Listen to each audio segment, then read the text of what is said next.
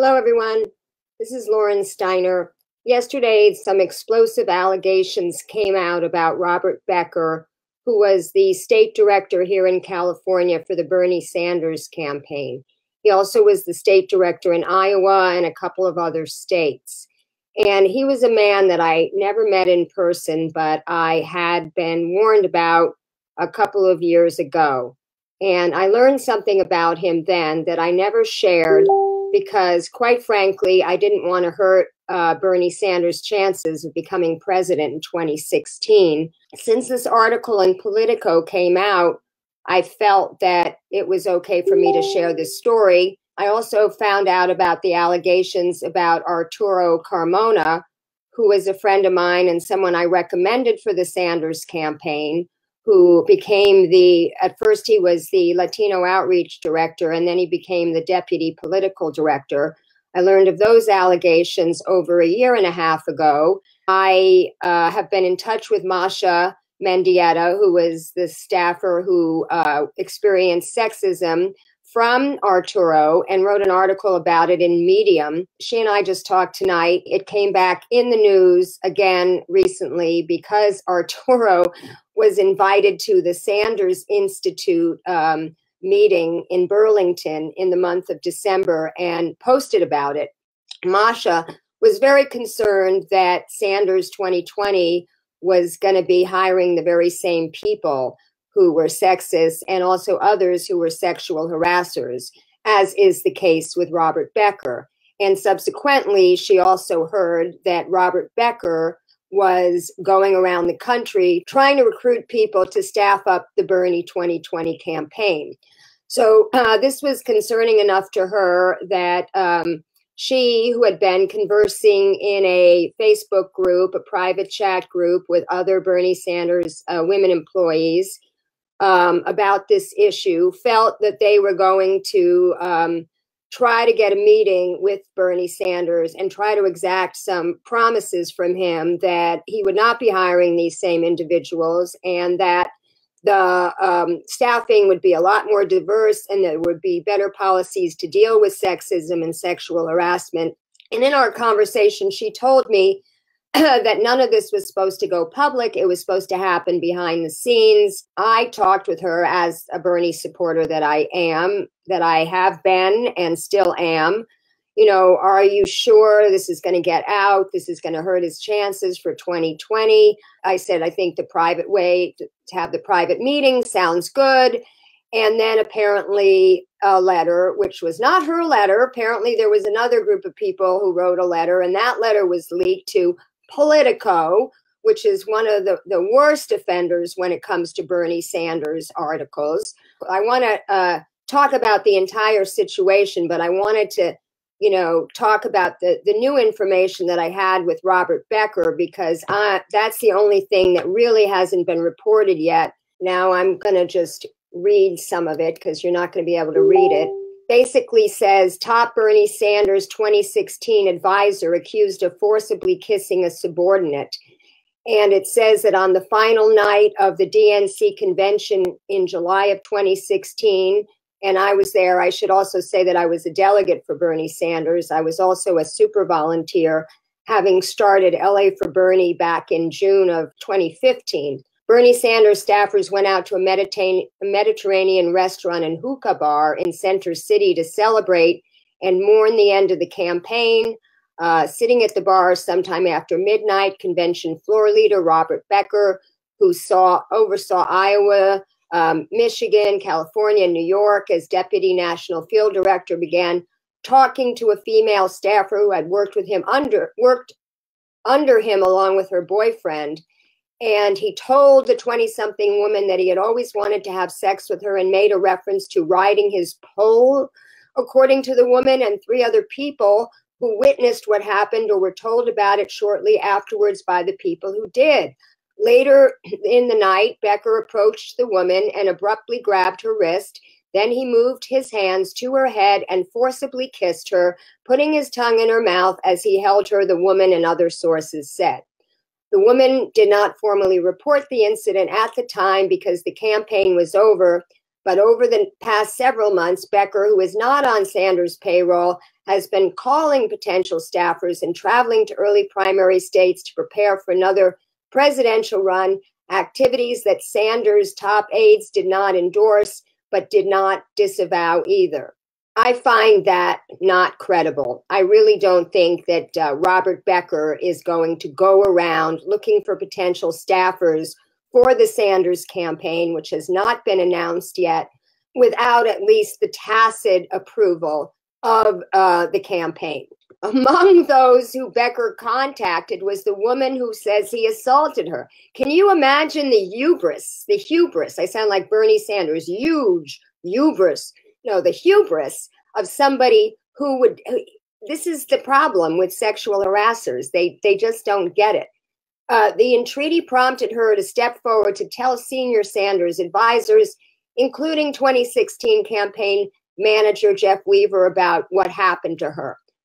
Becker continued making plans for 2020, however, and attracted press attention for a trip to South Carolina in mid-December to recruit campaign staffers for Sanders. And then it goes on to basically saying people like him should not be leading organizations. Nobody held him accountable. He kept pushing to see what he can get away with. Then Becker says, I categorically deny the allegations of improper and unprofessional conduct. The alleged assault, he wrote, is, quote, at odds with my recollection of a late evening filled with many hugs and kisses and tears and conversations about what's next. And then Friends of Bernie Sanders, the campaign committee said, quote, he would not be a part of any future campaigns. To be clear, no one who committed sexual harassment in 2016 would be back if there were a 2020 campaign, and described Becker's conduct as deplorable and fundamentally unacceptable. This is the time that I want to interject something that I know about and have known about for a year and a half, and that is, while I was busy as lead organizer for Los Angeles for Bernie, pretty much working every day of my life on this campaign as if it were a full-time job, I came to know a person who, I don't know if I should mention his name. I really think his name is immaterial, but he was a volunteer, a super volunteer for Bernie Sanders, and he started a Bernie Sanders Facebook page here in our state. He had started a petition when the campaign was getting closer to California, that Bernie Sanders should hire super volunteers. And he wanted me to sign on that petition and spread it around.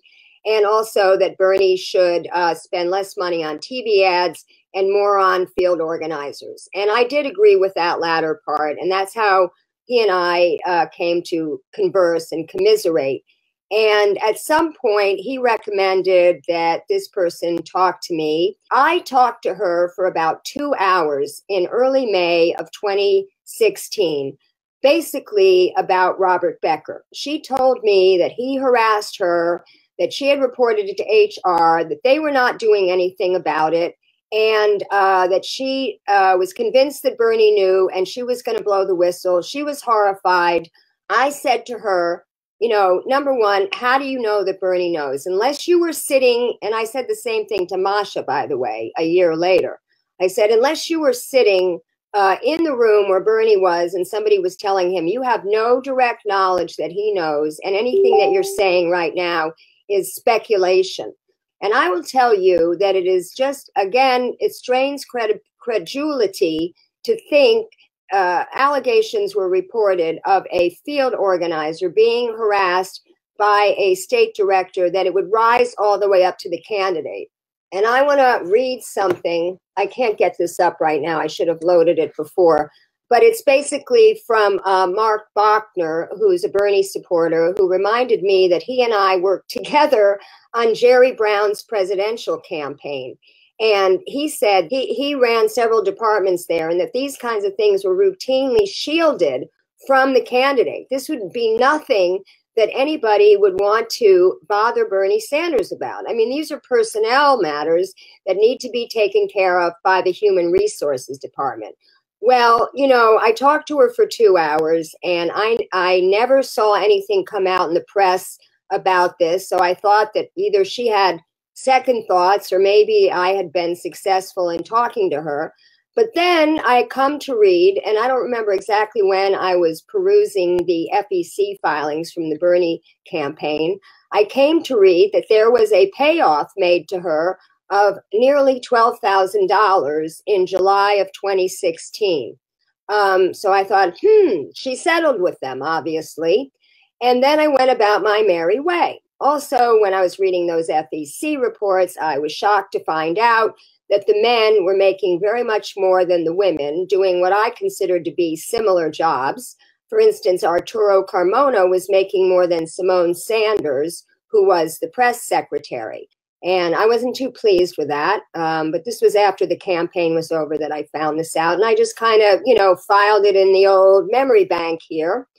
And then fast forward to January of 2017, when Arturo Carmona, and I will confess it was at my suggestion, and also Carlos Marroquin, who ran the Bernie Sanders Brigade, both another large Bernie volunteer organization here in Los Angeles, we did suggest to Arturo that it would be a good idea if he ran for Javier Becerra's seat. For more background and transparency, I came to meet Arturo Carmona when I organized a Tell Hillary to come out against the TPP protest. And this was outside one of her many high-dollar fundraisers in Beverly Hills. And we had a little rally and then a march where we were asking her to come out against TPP fast track, because this was during the time when Obama was really pushing this. I could not get a single person to come and speak because everybody thought it was a foregone conclusion that Hillary Clinton was going to be the next president of the United States, and she is notoriously vindictive. And Arturo Carmona contacted me. I had never heard of him before. At that point, he was executive director of Presente.org. And he said he wanted to come and speak because Mexico was devastated by NAFTA. So that was when I first made his acquaintance. And then we continued to be in touch because he had a plan to try to do something about what we call the oily Democrats or the mod Democrats in California that take money from big oil and always vote against good environmental legislation. Yeah, this was probably May of 2016 when we did this protest, because then we started having meetings about this campaign that we were going to work on together. And then I recommended him. I remember sending an email to Nick Carter and Phil Fioramonti, who were the only two people I knew in the early days on the Sanders campaign. And I would routinely send them emails with my great ideas, which they would routinely ignore. And that's kind of how it was for Supervolunteers. But we continued plodding along, doing our little things that we were doing to try to lay the groundwork for before the campaign, came to our state. So in my case, it was almost a full year. So Arturo puts his hat in the ring, and by this point, the campaign was over. This is January of 2017, and I had it with campaigning because, as I mentioned, I had been paid in 1992. I was sort of one of Jerry Brown's media advisors on his 92 presidential campaign. And my role was to syndicate his 30-minute infomercial, which was something that he had pioneered. He also, by the way, for people that don't know, pioneered small dollar donations. He only accepted contributions of $100 or less. So even though Bernie's average donation was $27, you couldn't give Jerry Brown more than $100. He wouldn't take it. And he also had an 800 number, which he would hawk every time he got on the stump. And the same way that everybody talks about their website, gives their website URL. So he did some very pioneering things. And I had been in the 80s a public access professional. I started up and ran Lexington Community Television in Lexington, Mass, and Beverly Hills Television here in California. So I knew a little bit about public access, and that's why I was hired. It wasn't that I was so political. But Jerry Brown was a progressive then. I would not have worked for him if he was the way he is now. He actually supported single payer. And on Phil Donahue, he debated health care with Bill Clinton and promoted single payer as the only way. So it was really interesting, 25 years later, to see him come out against single payer and tell Anthony Rendon, who is the Speaker of our Assembly, do not, pass a single payer bill and put it on my desk and embarrass me because I'm going to have to veto it. I had that professional experience, and I felt like that my ideas were not very well received or appreciated, and I worked so hard and blah, blah, blah. And I just said, you know what? I'm going to do my show as a volunteer. I'm going to organize protests as a volunteer. I'm going to help out on everybody else's stuff as a volunteer. But if anybody wants me to work on a campaign, they're going to have to pay me. If you pay somebody, you value them more. Of course, this whole story of sexism with actual paid staffers proves that's not exactly the case. But in my mind, I felt like, okay, if you want my help, you can hire me. So I worked for Arturo for about a month. And I will tell you that in all my time of knowing him, he had never been sexist to me. I would say the worst thing he may have been was dismissive to me, or maybe a little bit ungrateful for something that I did that he didn't acknowledge me. But, I've been in the working world for, 3 decades now, and I know that's how people are. I mean, you're not going to get the perfect boss. And when you think you have the perfect boss, oftentimes they're manipulating you. I remember I worked for A&E, the Arts and Entertainment Network, and I had this boss who used to put little smiley faces on all my memos, and I would be so, grateful. It would be like getting a Facebook like, that I would work extra hard for him until I realized that I was doing all his work and he was just doing the top of his inbox, the stuff that his boss wanted him to do, and I was doing all the rest of the work. But that's women. I feel like women in the workplace are very conscientious. They're very diligent. They take their job very seriously. So getting back to Arturo, I sort of resigned because I sort of had, I guess you could call them creative differences with his campaign in terms of the direction that he wanted his campaign to take. And I didn't really need the money and I didn't need the aggravation. So I just kind of said that's going to be the end of that. And a couple months later, maybe 1 or 2 months later, I found out from Masha Mendieta, who is a big player in this entire Bernie sexism story, about sexism, the sexism of Arturo Carmona. And I need to say right off the bat that at the time, in my mind, what she was talking about, the words that she was using, was sexism and not sexual harassment. And those are two different things. Sexism is, how you treat women based on your sexist attitudes that you have about women. And sexual harassment is actual unwanted touching or unwanted comments of a sexual nature. The first one is not illegal. The second one is illegal. Now, talking to her, a year and a half later, she is now, whether she realized it at the time and just didn't write about it in her Medium article, or she has come to learn more about what sexual harassment really means, she now feels, and I just talked to her an hour ago, that a lot of his actions could be classified as sexual harassment. And I'm not going to get into everything. If you want to read about it, you can read her original Medium piece, which I will put in the comments.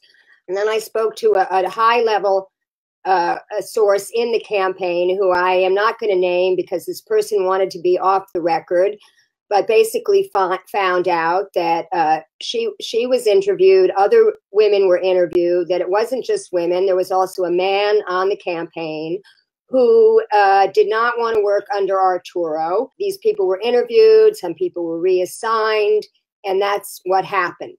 And then, of course, there was the incident with the surrogate staff. I thought it was an intern at first, but I guess now it was a staffer anyway, was asked to drive around the surrogate, and the surrogate was sexually harassing the person, and Arturo was told, and then he sent another intern or staffer to drive the same surrogate. So there was that incident. That was the whole of it, as I heard. And of course, that did not sit well with me, and I basically, at that point, unendorsed Arturo Carmona as I was live streaming a candidates forum that he was in for CD34. I was actually going to have Masha Mendieta on my show, but then there was another thing that came out, and that was a Twitter account and a Medium page called Misogyny Leaks. And it was ostensibly supposed to be a place where women can report about sexual harassment or sexism in the workplace. And, you know, you out your boss and we'll put it out there and, you know, we'll stop this. And conveniently or coincidentally, it happened just about the time of Arturo. And the only posts that were on there were about Arturo. And I came to believe that perhaps somebody else was behind this. And I'm not going to say who I think was behind this, because that is a subject for an entire other live stream, because it's another political figure who I have some very interesting stories about. I did a lot of research into this to try to prove this connection. And then I just decided, you know, once it was over, I like to focus on going forward. You know, I don't want to focus on things that you really can't do anything about. That's not really my intention with my journalism. My intention is to use my show to advance the causes that I believe in, which is, you know, fighting neoliberalism. I ultimately did not interview Masha on my show that time because I felt like I might be being used, even though I didn't get a sense that Masha was working with these people. I think these two efforts were completely parallel. They did not know that Masha was going to be coming out with her Medium piece, and I don't think she knew that they were going to be coming out with this Misogyny Leaks site. So anyway, Masha did her interview with Nomiki Konst, and there was a lot of hand-wringing, and a letter was written. Former Bernie Sanders staffers signed this letter, basically asking our revolution to endorse, to rescind their endorsement of Arturo Carmona for Congress. And when I saw Robert Becker's name on that letter, I almost died. I'm like, how hypocritical that somebody, that he would, all people, that he would sign that letter after I knew what I knew about him. Somehow I found through an old Facebook message, which I no longer can access, a way to contact her, private message. And she said she wasn't speaking about it. She begged me not to pursue this as a story because I was ready to go public with it. And she refused to talk to me about it. And so I assumed that she had signed a non-disclosure agreement, you know, when she got that payment for like $12,000. So again, I didn't say anything about it at the time because what's the point? The campaign was over. She didn't want to talk about it. And so I moved on. Now, getting to the present time. So the present time, we now see that all the candidates for 2020 are coming forward. And all of us, you know, I presume, well, not all of us, because there's a lot of Bernie people that are not supporting him. In fact, there's been several high-profile articles, again, by the mainstream media that wants to destroy his candidacy, that, oh, these Bernie Sanders are moving on, these staffers are moving on, they're supporting Beto O'Rourke. And of course, I did a show last week about how a centrist Beto was. And all you got to do is look at his background, look at his voting record, and realize that he is a centrist Democrat. A lot of people are adopting Bernie's platform. You know, it started with Kamala Harris, then Cory Booker. In fact, I found it extremely ironic to see Cory Booker up on the stage with Bernie today, where he unveiled his new bill for a prescription drug cost, when we all know that Cory Booker voted against Bernie's original bill on this very same subject. So he was excoriated in the media for that, and now he's changed his tune, as has Kamala Harris. I also did a program with Bronco about Kamala Harris, because I have a hashtag for her, counterfeit Kamala, because she was, I'm not going to use the word conservative, but let's put it this way, she was no progressive when she was Attorney General. And she's making herself over as a progressive to run for president, and apparently she's going to announce on MLK Day I'm worried about Bernie, and it was just a matter of time before the mainstream media came out with their Bernie hit pieces, before Neera Tanden came out with her Bernie hit tweets, and Joy Reid and Rachel Maddow, and they're all going to be coming at Clara Jeffries from Mother Jones magazine. And we have all watched, I would venture to say that everybody watching this program right now has seen all the good that Bernie Sanders has done in the past 2 years just by being a senator and by using the bully pulpit of his office to make change happen. I mean, who else was able to get Jeff Bezos to raise the minimum wage of his employees to $15 an hour? That's a direct result of Bernie Sanders. Bernie Sanders is still walking picket lines with workers. He's still releasing bills and getting co-sponsors for his bills. And now we have the mainstream media seizing upon the sexism story. What's unfortunate right now is that people like Masha and Juliana, let me show her article. Let me just kind of review what she says here. I was sexually harassed on Bernie Sanders' 2016 campaign. I will not be weaponized or dismissed. And I'm not going to read as much of this, but basically she's saying how she was the focus of the New York Times story on the sexist environment. And she's basically saying, as was the case throughout the 2016 campaign season, my personal experience as a woman of color was sublimated to serve an establishment media narrative that pretends the progressive movement is all white, all male, and runs counter to the interests of women and people of color. But my story should not be taken to confirm the Bernie bro mythology. It should be taken to confirm the pervasiveness of sexism in professional life and distill the hard truths that all campaigns should learn from. And then she talks about the sexual harassment in Hillary Clinton's 2008 campaign, the report that Senator Kamala Harris, an aide, resigned after it was reported that he settled a sexual harassment lawsuit. And then she says, and this is what I said before, politics reflects society's general problem with sexism, sexual harassment, and sexual assault. As a whole, our country does not believe, respect, or even like women as much as men. And then talks about, Donald Trump and Kavanaugh, and a survey that showed 81% of women experience some form of sexual harassment, and then says it's not surprising that these systemic problems infect political campaigns, especially since those calling the shots are mostly male, white, and disconnected from the working class. In my experience, women hired as strategists or managers are frequently treated like assistants and translators. Men often, I'm laughing because that is so true. Men often pass off our ideas as their own and put us in our place if we are too assertive. And then she goes on to say, after the New York Times story, she was hoping to see a more productive discussion about the insidiousness of sexual harassment, hoping to highlight this issue for future campaigns.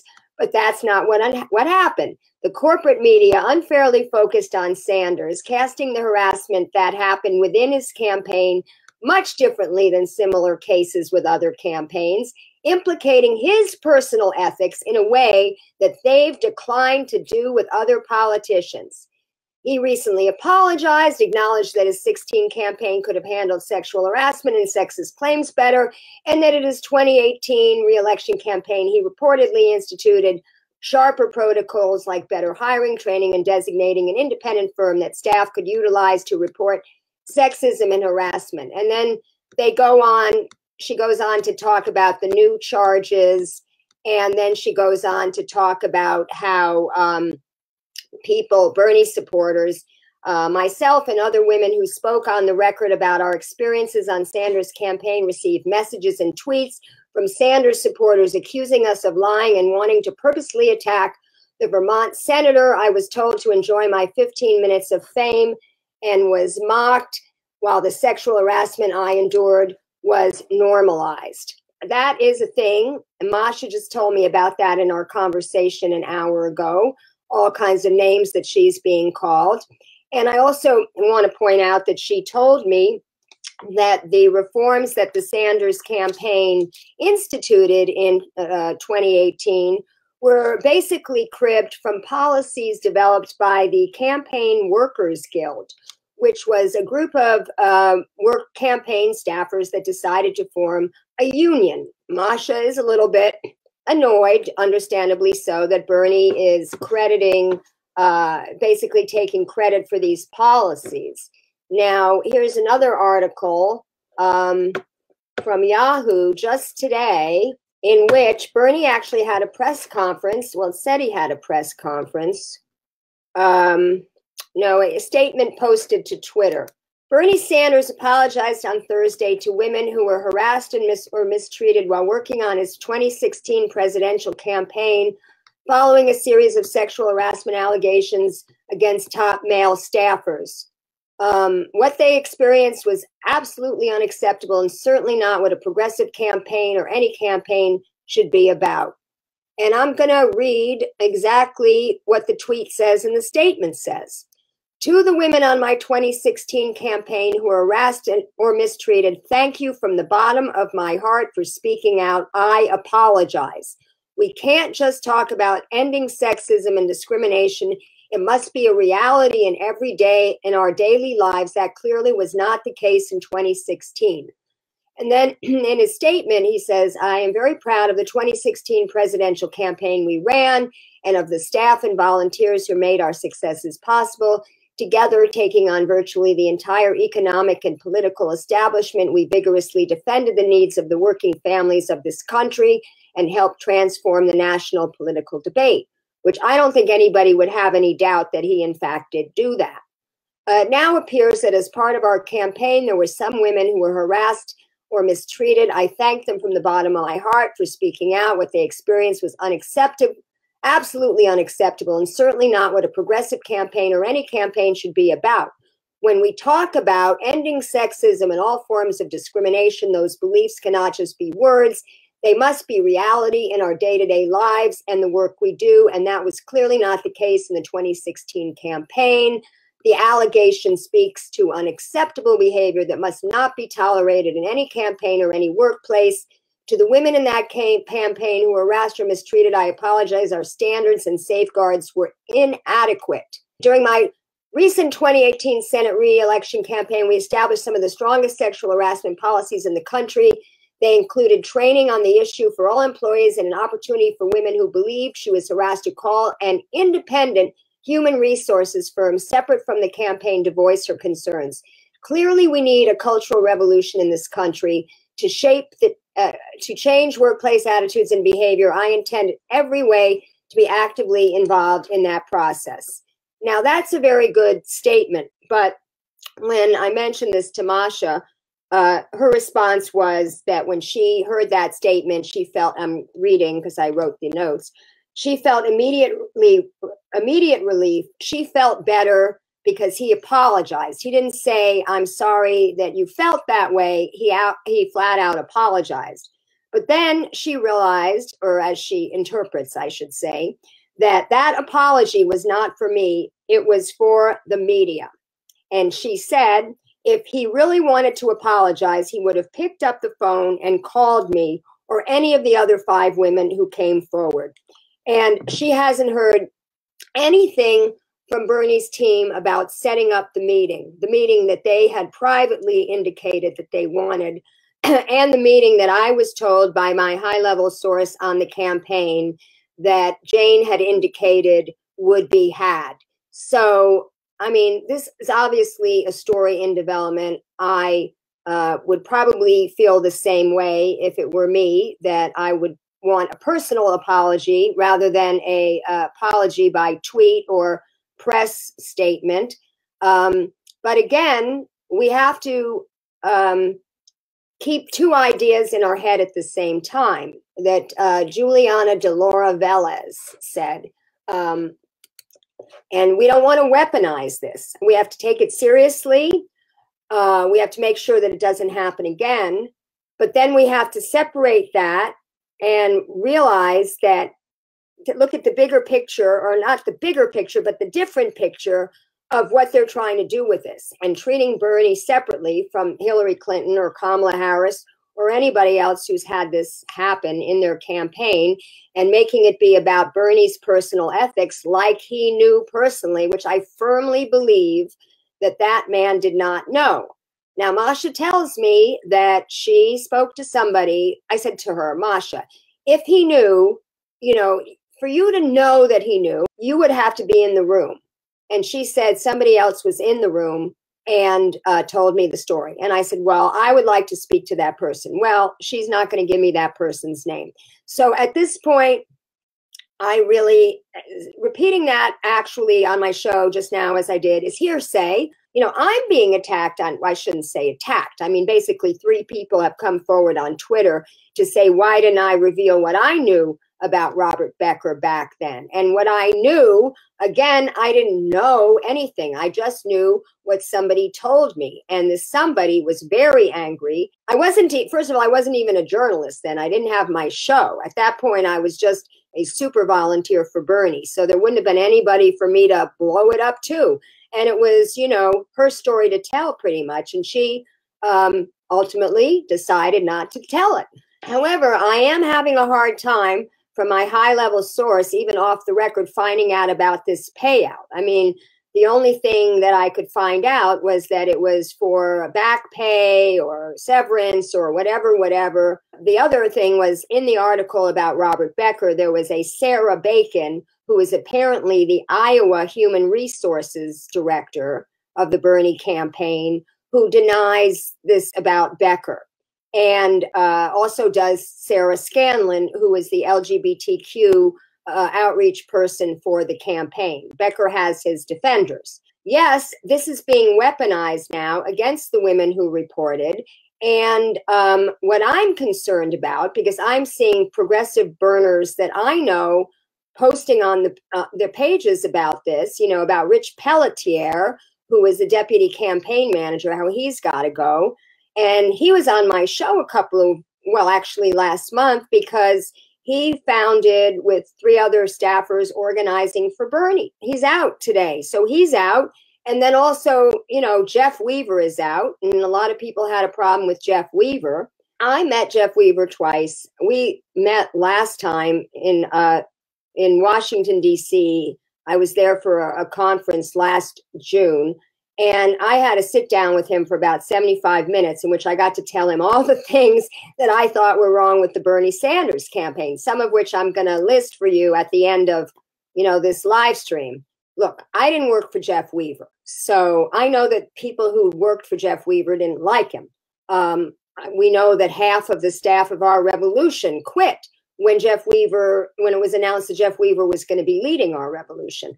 But I have to say, as a super volunteer, I was always glad to see Jeff Weaver on TV, on CNN or MSNBC or any of the mainstream media outlets, because I thought he was fantastic when it came to staying on point, staying on message, and defending Bernie Sanders. He never, like Bernie, he never let himself get drawn off into the question that they wanted to ask you, the gotcha question. But he stayed on message, and I thought that takes a lot of skill. I know, because I've been interviewed before, and it really, you kind of want to answer the question, but then you got to also think, why are they asking that question? And so the ability to just barrel through and get your point across is really an art, and Jeff Weaver was a master of it.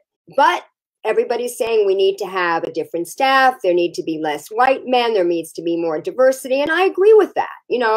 Quite frankly, my focus it's about Bernie. And one thing I will also say, and I told Masha I was going to say this on the show, I said to her, do you really want to, because if this gets public, and it got public, do you want to derail the campaign of the person who is clearly the most progressive of all the people who have announced that they're running or are potential candidates? And her opinion was that if he cannot staff a campaign, how is he going to staff an administration? And that's where I have to take issue, because who you put in your campaign is completely different than who you put in the government. And you can tell by the people that Bernie Sanders brings onto the stage with him, the people that he interviews on Bernie Sanders TV, that he knows the experts that he wants to consult with, whether it's Jim Zogby on Israel-Palestine, whether it's Stephanie Kelton on economics and modern monetary theory, whether it's Jeffrey Sachs on foreign policy. Bernie Sanders was never going to appoint Jeff Weaver, Secretary of State, or Robert Becker, head of the EPA. I mean, that's for Trump to do. Trump wants to put his buddies into cabinet positions or put completely unqualified people into cabinet positions like Ben Carson, or people who actually came from the industries that the agencies are supposed to regulate into heading the agencies. That's what Trump would do.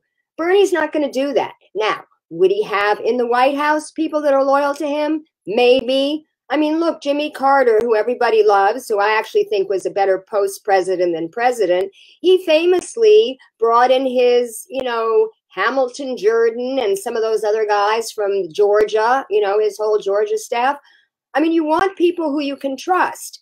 And that probably, I think, was the biggest flaw that I saw really early on with the Bernie campaign, was that he hired people straight out of his Vermont orbit and, didn't have experience running a national campaign and didn't have experience with other more diverse parts of the country. I used to joke that of all the people in the early days working on Bernie Sanders' campaign, I was the only one with national campaign experience from my, days with Jerry Brown and when he ran for president in '92. But anyway, so we have a situation where we've got burners posting, these concerns. And I think we need to address these concerns. I think the Sanders campaign is addressing the concerns. I think to some extent events are forcing the hand of the Sanders campaign. But so what? I mean, events forced the hand of Bernie Sanders' racial justice platform. When he was called out by Black Lives Matter, he course corrected pretty quickly. So I feel that Bernie Sanders is not too old to admit a mistake, which he did, and to apologize for said mistake, which he did, and to course correct, which he's doing.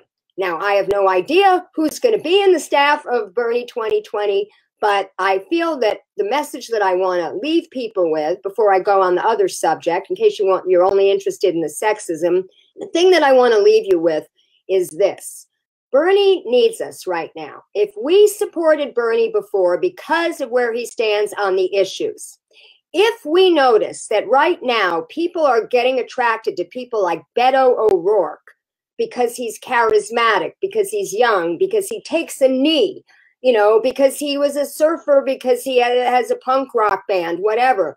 If we see that these things, charisma, are starting to be more important than policies, that should ring an alarm bell for us. Ding, ding, ding, Obama. Okay, so Bernie is the one.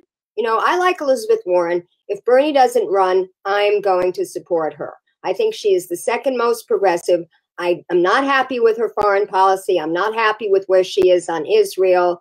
I did a show also with Branko Marcetic from Jacobin magazine. We talked about Elizabeth Warren. She is not Bernie. So if people watching think Bernie is the one, then we need to support him. We need to stop sharing these articles. We need to stop letting them distract us. Look, Saturday, Organizing for Bernie is having, they're almost up to 400 parties right now, live stream. This is concerning to me because his 2015 live stream, his July 29th live stream, had 3,500 people, and he wasn't even well known then. Now, it was pointed out to me that they had a staff that had been working for a couple of months, a paid staff that were working on getting live stream. And this Organizing for Bernie just started like 3 weeks ago. They've got 4 people. Now they've only got 3, I guess, because Rich is gone.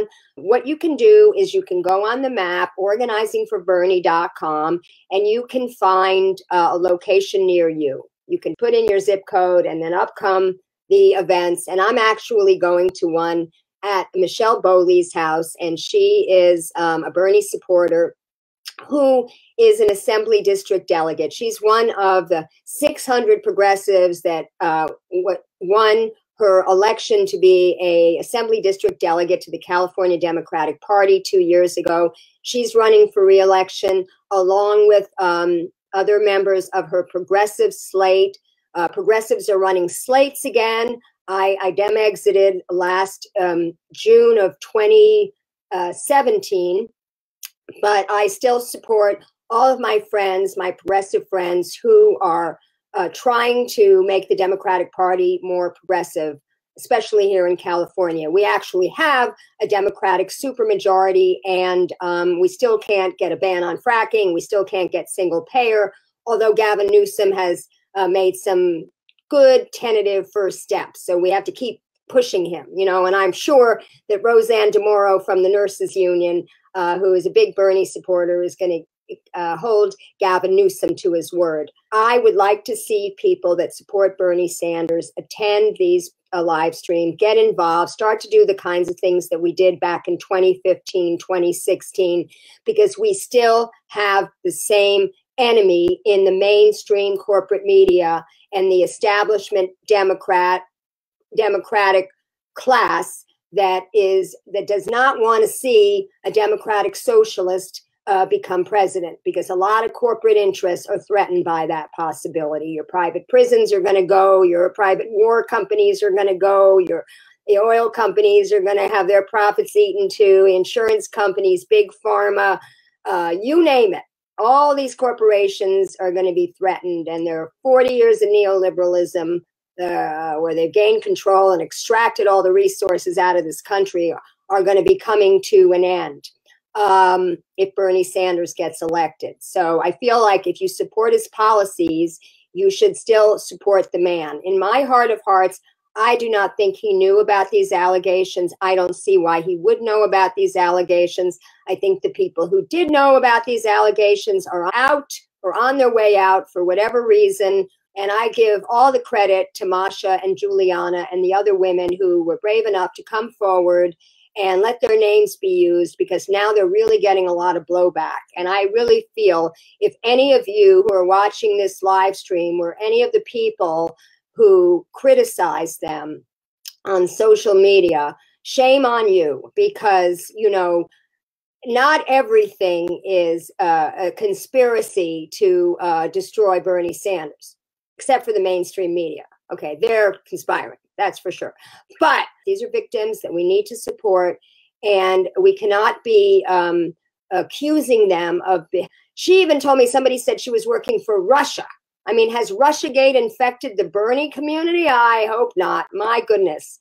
So that's my thing. I think people should go to Organizing for Bernie. And just to give a couple of the suggestions that I have shared with, you know, Rich Pelletier when he was on my show, with Jeffrey Weaver when I met him, and even with Spencer Carnes, who's still part of Occupy. I was part of Occupy, Organizing for Bernie. And basically, I said that, you know, the digital organizing was great, but oftentimes I feel that the campaign really preferenced digital organizing to actual on-the-ground organizing. And there's no substitution for groups of people that break bread together and do actual events together and have meetings and plan things that really, that social cohesive factor really keeps the organizing going. And just having people doing things, you know, on their computer, you know, all of that is valuable. The text banking, the phone banking, the sharing of events, but there's no substitution for actual groups. And one of the earliest problems that I had with someone in Burlington was this person refused to put our groups up on the map, so that if people wanted to join an actual physical group that met, they couldn't do it. And one illustration that I always use that is a result of this. So what I did was I started looking on the map. I started looking at events and pulling people in. And I saw that a woman in Ventura was wanting to table at the farmer's market. And she set up this event, come table at the Ventura farmer's market. And she didn't get a lot of signups, but her number was in there. So I called her up, and she said, "Oh, I'm so glad someone from the campaign called me." She thought I was from the campaign. She says, "I went over there and the market manager told me that it was illegal, that I could not, do politicking at the farmer's market, and he sent me away. And it was so upsetting." I said, "We have a group, Ventura for Bernie, and they had the same issue, and they let me know about it. And I know about the Pruneyard case, Pruneyard versus the state of California, which is a Supreme Court case that says if you are operating like in the public sphere, even if you're a private entity doing the operating," and this case related to being able to petition or have a rally at a mall. So even if the mall is privately owned, it's acting as the public sphere, and the same is true of farmers markets. So one of our volunteers who knew about this Pruneyard decision was going to go with the case in hand to our volunteers' next event with the farmers market, and I hooked her up with them. So now that type of thing isn't going to be happening. Another farmers market story in the Hollywood farmers market, there were two tabling events for Bernie at the same market, because one was set up on the map, on the website, and the other was set up by our local group. So I would say not to ignore the on-the-ground organizing. The other thing that they did was they didn't use the tactics of Marshall Gans, which Obama did so well, and that is to deputize people to be like surrogates for your candidate. So, and using public narrative, which is the story of self, the story of us, and the story of now, to relate to your audience. Because, as Marshall Gans taught us, and I took his class online, people make decisions based on emotion, which is evoked by stories, not based on reason, which is evoked by facts and statistics. So when you tell your personal story, and then you relate your personal story to your audience, and then you talk about why this is urgent, why this has to happen now. And interestingly enough, this comes from Rabbi Hillel, who said, "If not for me, who will be?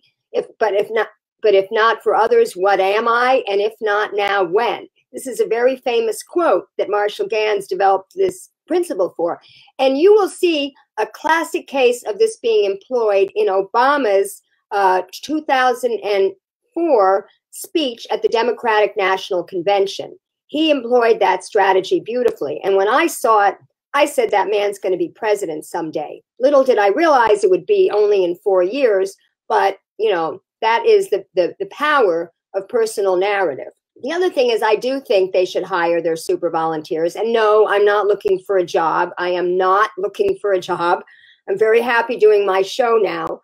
But I feel like the super volunteers were the ones who were, listening to Bernie on Tom Hartman for 10 years, who could recite his speeches backwards and forwards, who were working really hard for him even before the campaign came to the state. And I talked with Josh Phillips. Josh Phillips was the deputy field director for the campaign. And when he came to California, I set up some meetings with all my different LA for Bernie leaders in my house. And he shared the campaign strategy with us. We shared what we were doing with him. And he was one of the few people that I had, a respectful relationship, who I felt actually listened and respected what I was doing for the campaign. He basically said that in the beginning, there was kind of a litmus test when they hired people, that you had to be a Bernie supporter. But then as the campaign grew and got bigger, wasn't so much the case. So you find a lot of people, and Nico House is a classic case, somebody who was North Carolina students for Bernie, who reported on their state director, Aisha Du, posing for pictures, on her Facebook page with Hillary Clinton. Now, I didn't think this was such a big scandal, because this was before she was hired by Bernie. And if you're a Democratic Party person in your state, and the person who everybody thinks is going to be the next president comes to your town, you're probably going to get a picture with her. They're hiring sort of party people and operatives, as opposed to super volunteers who tend to be more issue activists, and people that are very committed to the cause and the ideology of the politician, not someone who's just looking for a job. And of course, it is understandable. The campaign's explanation is, once you train a bunch of staffers in the ways of the the campaign, it's kind of easy to move them from state to state. And I understand that, but I think that they also should fill in their staff with the super volunteers. The other thing is television versus field. Now, Mike Sarasso, who was the state director before Robert Becker was hired here in California, was fired because he had a difference of opinion with the campaign about whether the remaining money should go into television ads or if it should go into field staff. Now, I found out that the campaign only had $6.1 million cash on hand when it came into California. And Bernie is notoriously frugal. He did not want to go into debt. He wanted to reserve some money to pay for the convention. But there were only 50 field organizers in the state of California, folks, which has the most delegates.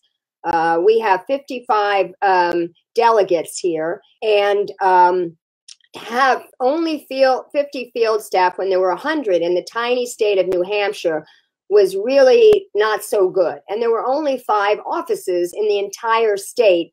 And I believe that 2 of them were started and funded by volunteers. Bernie had just fired, or I should say let go of like 109, it was 291 staffers. I can't remember the exact number, but it was a big number of staffers after he lost New York.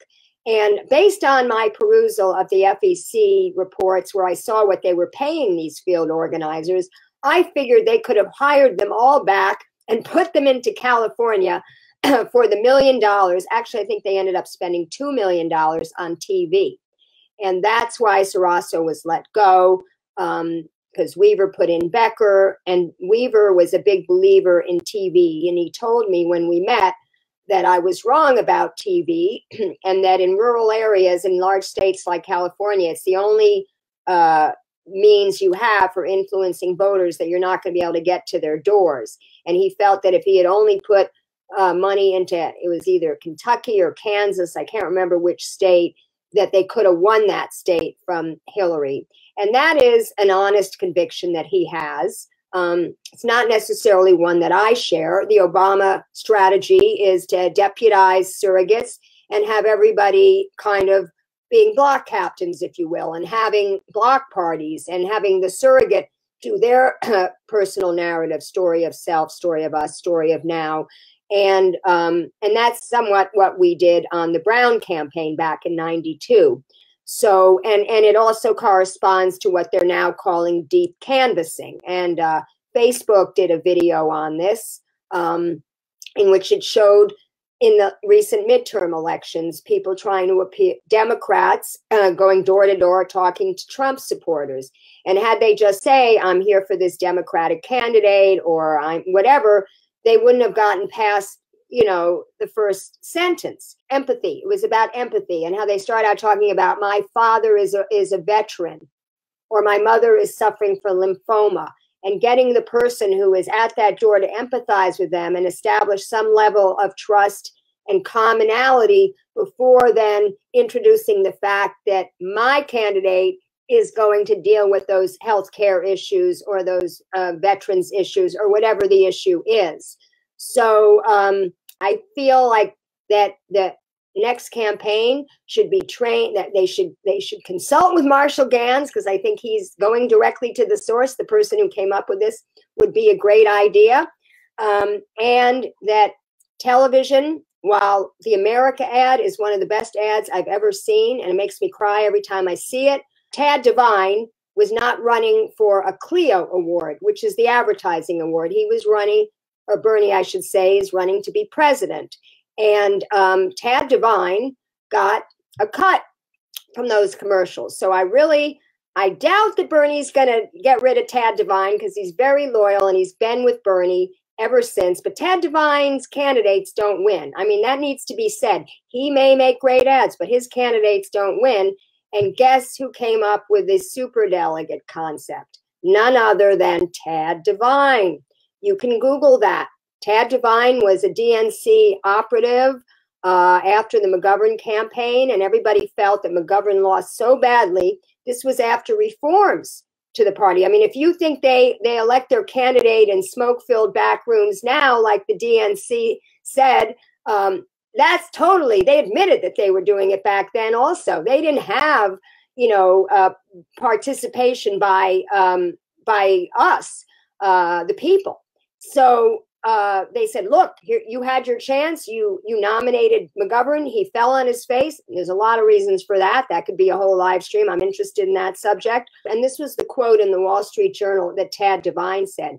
We have to make sure that a populist demagogue like Huey Long or a socialist like Norman Thomas does not get the nomination. So I looked up Norman Thomas, and guess what? The guy's just like Bernie Sanders. So I find it very ironic that years later, Tad Devine is actually, working for Bernie Sanders, the Norman Thomas of his day, and he's hoisted by his own petard, his own Frankenstein monster creation, which is, the superdelegates, right? Because we all know that if there were no superdelegates, Bernie Sanders would have won that nomination. That's all I have. Oh, yeah. And also maybe listening to the people in the communities more about who should be on stage with him when he speaks at a rally and when he is talking about local issues. I remember I came up with the idea in Carson. When he was doing his rally in Carson, one of his many rallies in California, across the town from where he was appearing, there were activists that were speaking at a AQMD, Air Quality Management District hearing, trying to oppose the merger of two refineries, Tesoro and BP. And I thought it'd be so awesome if Bernie could get over there and, like he walks with the Verizon, on the picket with the workers on the picket line, if he could. Can you imagine if a presidential candidate would have testified at that hearing? I mean, that would have been huge.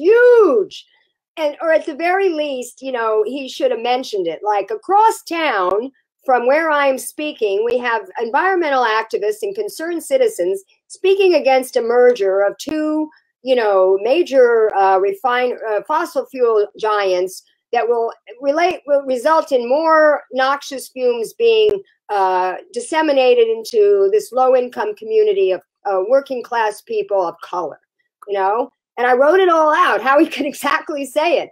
And it didn't happen, So that's the type of thing I think that the new campaign organizers, whoever they may be, might want to think a little bit more of that about localizing, his campaign rallies.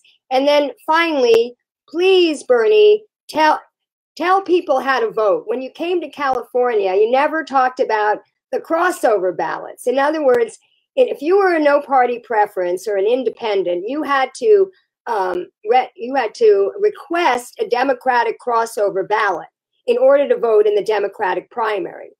And now that's better than the Republicans. They didn't allow anybody else to vote in their primary. At least our Democrats did, but you had to go through all these hoops. And I feel like Bernie should have talked about that. He did rallies for 3 weeks. And I think he also should have exhorted the young people to go out and vote, because my understanding was when the final numbers came in, 70 to 90% of young people preferred Bernie, but only 20% of that demographic actually went out to vote. So, we at LA for Bernie, I came up with this idea, bring 10 friends to the polls and do like a contest of it. And of course, we had no money to offer anybody or it wouldn't even have to be money. But can you imagine if the campaign did something like that, like for young people, bring 10 friends to the polls, and the more people you get to vote, you'll get to meet with Bernie or something like that. I don't know. I don't want to come up with all these ideas here on the show right now, but I think the point is that there is room for improvement in the Sanders campaign, not only in terms of the identities of the staffers that they hire and the policies they pursue as far as sexism and sexual harassment, but also just in terms of how to get more votes out there. And I'm available for free to give the campaign, the new staff, any advice that they might want. If anybody has any questions for me, what do I think is the most effective things we can do? Well, I mean, I think what I always thought, which is that we must be talking to our friends, our neighbors, our families, our coworkers. It's not just a matter of waiting for the campaign to come to a state and then do canvassing. I mean, what we did with Los Angeles for Bernie, we tabled at farmers markets. Christmas time, I rewrote the lyrics of like 14 Christmas carols, and we went from Mar Vista to Venice to Santa Monica singing these Christmas carols. It was very festive. We did a disco dance party in West Hollywood, you know, just creating a lot of awareness. We went to the LA County Fair, not me, but a couple of Bernie groups had a table outside the LA County Fair for 10 days. This was in the late summer of 2015. And then I say, in personal conversations. Also, another tip for the campaign, when you come and you canvass and you're using that NPG van list, everybody uses that NPG van list, and they would go to likely Democratic voters. And I just thought that was kind of ridiculous because it was clear that likely Democratic voters were going to go for Hillary. And like my people that were doing that canvassing, they just kind of ignored it because they were being told to skip houses. And they felt when they went on a street, they were going to hit all the houses because it's not just the likely Democrat. In fact, it's less likely that the likely Democratic voters would vote for Bernie. And we had a thing, again, not my idea, but it happened in one of my groups, which we called the Low Income Outreach Campaign, where we would go outside of Walmart and Target and employment development offices and 99-cent stores to talk to low-income voters who don't vote. And why don't they vote? Because they don't feel that, you know, there's anybody in Washington representing them because they don't contribute to campaigns.